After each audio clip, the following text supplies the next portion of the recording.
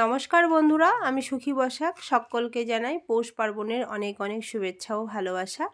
বন্ধুরা, কালকে তো পৌষ পার্বণ হয়ে গেছে, তো কোনো ভিডিও আমি আপনাদের সঙ্গে শেয়ার করতে পারিনি, একটু ব্যস্ত ছিলাম। তবে ভিডিও করেছি, এডিট করা হয়নি।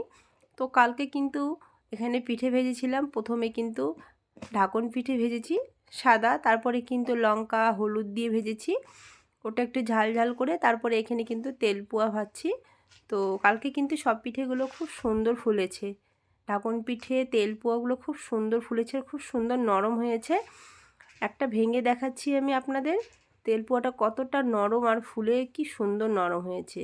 আর ঢাকন পিঠেগুলো তো একদম মানে জালিদার, অসংখ্য জালি হয়েছে। আর নিচে কিন্তু একদম পুড়ে যায়নি, এতটা নরম হয়েছে। এগুলো কিন্তু আজকে খেয়েছি, তবুও কিন্তু শক্ত হয়নি। বেশি করে গরম জল করে করলে কিন্তু পিঠেগুলো খুব সুন্দর হয়।